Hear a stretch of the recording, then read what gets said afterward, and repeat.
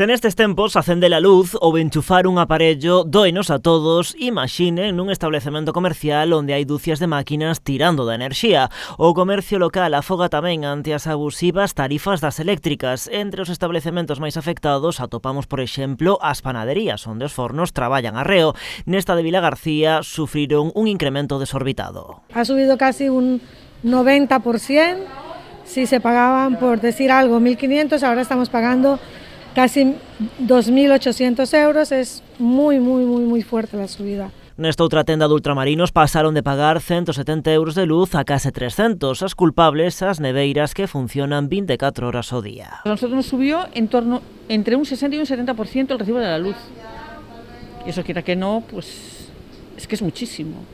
Es muchísimo y no hay nada que podamos hacer porque las neveras no las podemos apagar. Tienen que estar todo el día funcionando. Piden medidas urgentes para frear este incremento desproporcionado. El gobierno tendría que tomar medidas, eso es lógico. Son los únicos que pueden tomar las medidas. Creo que la única ayuda que se puede hacer es que baje el precio de la luz.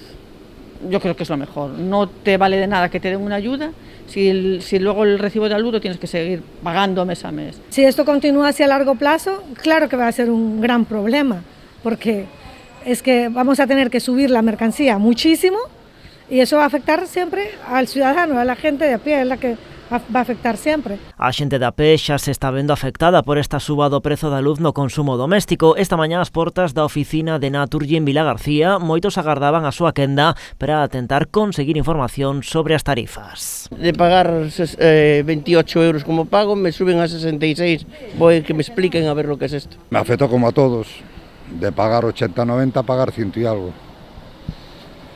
Con una subida de jubilado del 1 y pico %, ¿qué vamos a hacer? Terrible, porque é algo do que temos que é necesario, que necesitamos todos os días, nas casas, nos negocios, en todo, pero... O goberno pode facer, pero o goberno, como despois vai para as eléctricas, non fai.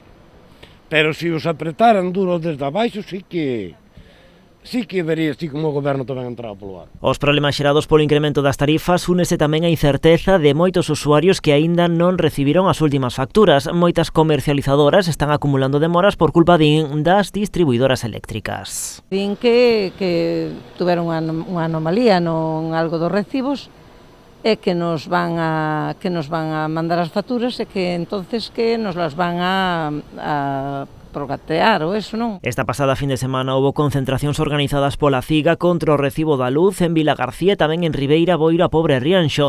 Mañá o prezo da luz baixará lixeiramente, aínda que se mantén en máximos históricos por riba dos 150 euros a megawatt-hora. As horas máis caras serán entre as 8 e as 9 da mañá e as 9 e as 10 da noite, onde continúa en niveis de récord con 190 euros.